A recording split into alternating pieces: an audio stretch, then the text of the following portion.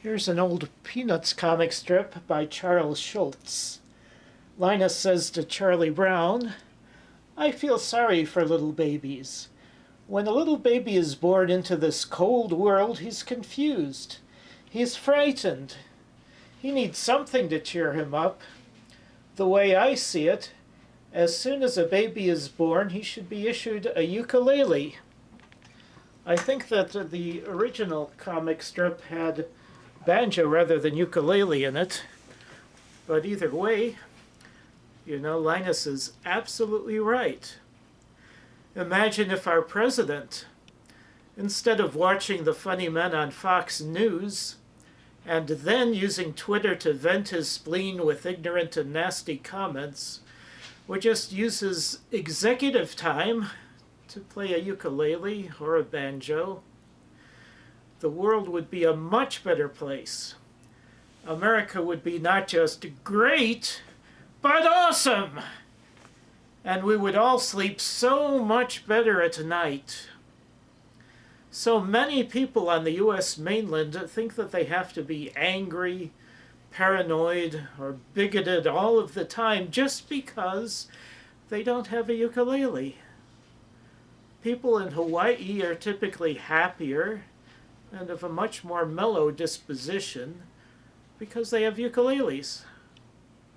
Instead of building stupid walls, people from the southern states could congregate along the border with Mexico, and people from the northern states could gather together on the Canadian border, and we could all play ukulele music for our neighbors on the other side. And if people in the Middle East would just lay down their weapons and pick up a ukulele, then their lives would be much happier and a heck of a lot more peaceful. Portuguese immigrants from the Madeira Islands invented the ukulele in Hawaii during the 1880s. The design was based on similar small guitar-like Portuguese instruments. Then during the early 20th century, the ukulele became extremely popular in the continental United States and beyond, and displaced the mandolin as the most popular instrument.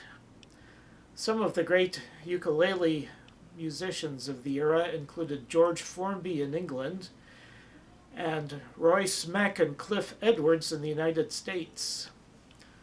Then from about the 1960s until the end of the century, the ukulele suffered a decline in popularity as more people took up the guitar. But with the advent of the internet now, there's been a resurgence in the ukulele's popularity. And there are several online communities and a lot of individuals performing ukulele music on YouTube now. Ukuleles come in a lot of different shapes and sizes. More expensive ukuleles are made of solid hardwoods, and the traditionally preferred solid hardwood is Acacia koa, which is native to Hawaii. Mahogany is another common hardwood for ukuleles. Cheaper ukuleles these days are generally made from plywood or laminate woods, sometimes with a soundboard atop made out of a tone wood such as spruce. The way that ukuleles are marketed these days, if you look at the list of the materials and it says anything other than, for example, solid mahogany, if it just says mahogany or select mahogany, then what you're looking at is a ukulele made out of laminate mahogany rather than solid mahogany. For several years, I had just two ukuleles, one concert size and one baritone. Then last year, I went on a little bit of an acquisition binge. All of my ukuleles have come either from eBay or from shopgoodwill.com. And today I'm going to show off my collection of soprano ukuleles. I'll save my other ukuleles for a future video. The soprano ukulele, also called the standard size ukulele, is about 21 inches long, and this is the size of the original ukuleles in the 1880s. Looking around at ukuleles available for sale, I was wondering why some of them were so expensive, given that the construction is relatively simple. This is my first soprano ukulele, a Kamoa E3. According to the label inside, it was designed in Kauai, Hawaii, and made in China. A lot of the manufacturing these days of ukuleles and other instruments is done in China and in Southeast Asia, especially Indonesia and Vietnam. The top of this ukulele, the soundboard, is solid select spruce, and the rest of the ukulele is solid select maple, so it's all solid wood. The retail price of this model is more than $300, but I got it for cheap because it's so badly scratched and cracked. I sealed the cracks up with some super glue. I've come to learn that a better choice for repairing cracks in wooden instruments is this Titebond 2 premium wood glue.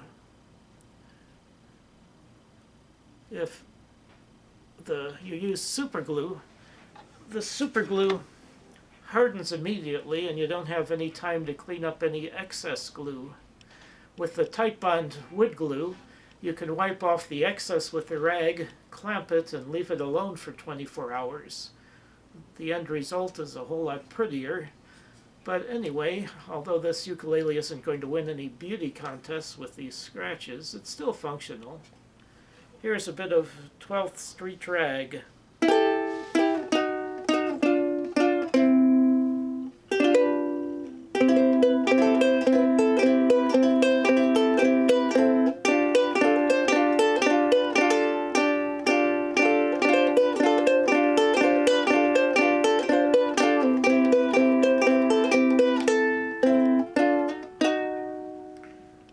I was so impressed with the awesome sound of this little instrument that I started looking at other ukuleles and ended up with a collection. At least ukuleles are small. If I were collecting cellos, then I'd have no room for anything else in the house. My next soprano ukulele was this Aloha Royal. It says Aloha Royal on the headstock there, if you can see it. And it came to me from shopgoodwill.com and looks to have been made out of solid mahogany. This is my only soprano ukulele that was undamaged when I bought it. From what I could uncover on the internet, the Aloha Royal ukuleles were made by the Tokyo Stringed Instrument Company, which was created by the Kamaka Company of Hawaii to build ukuleles in Japan, and which was the absolute top Japanese ukulele maker during the 1960s. Spruce, which is the soundboard for this instrument, is a softwood, and soundboards are known for being bright and loud, yet still full and warm. Mahogany, on the other hand, is a hardwood, and mahogany soundboards may result in music that is warmer and somewhat less bright.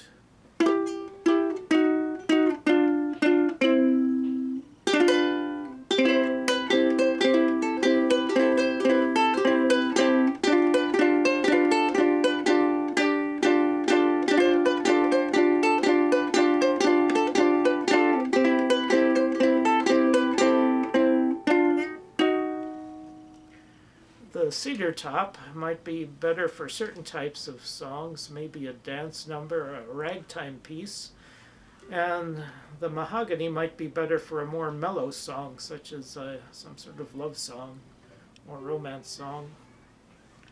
My next ukulele was this one, Akai Tabu, made in Hawaii, probably during the 1920s. The headstock there says Aloha Hawaii.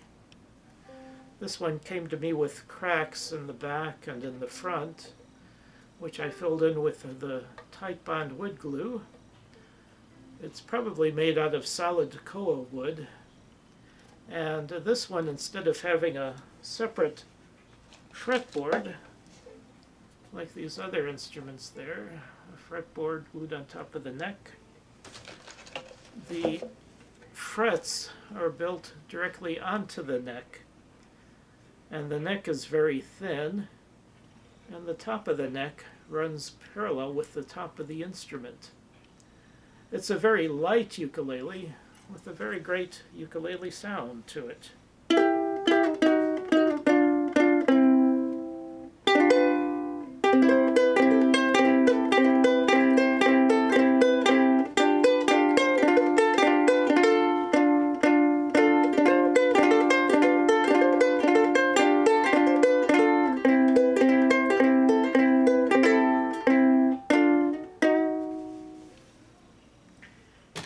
My next ukulele was this one, a Kamaka ukulele. Samuel Kaili'i Kamaka learned to make ukuleles from Manuel Nunes, a Portuguese immigrant who was one of the earliest ukulele makers in Hawaii. Mr. Kamaka started his own shop making ukuleles in Hawaii in 1916. And the Kamaka Company is credited with producing some of the world's finest ukuleles. The standard Kamaka ukulele has a solid koa body, all solid koa here, a neck made out of mahogany, and a fretboard and bridge, both made out of rosewood. New Kamaka ukuleles started around $1,000 these days, and used ones often bid up to several $100s on online auctions.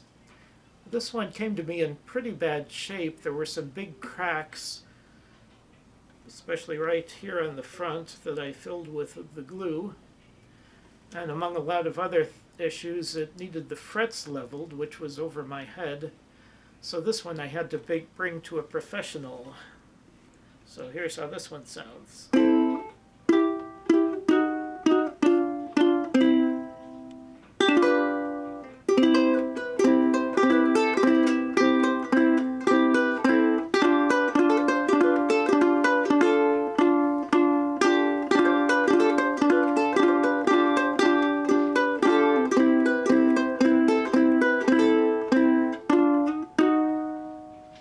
Not bad.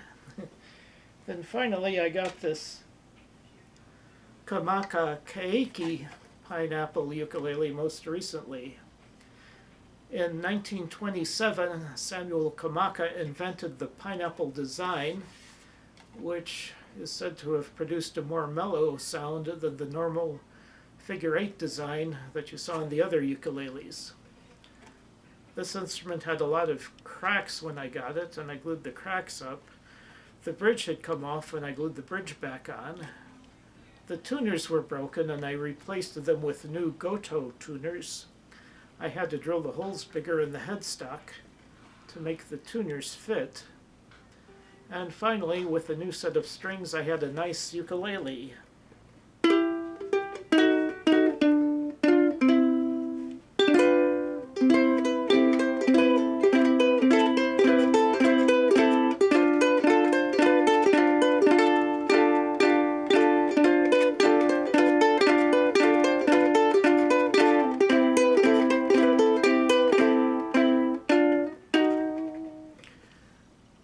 The Kamaka Keiki ukuleles were made in Japan rather than Hawaii during the 1960s and constructed out of mahogany wood rather than koa.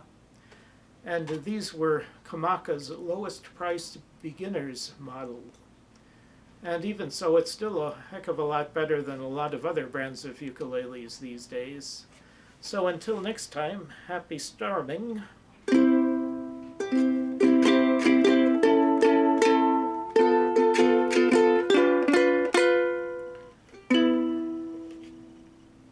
Sometimes the tuner strip.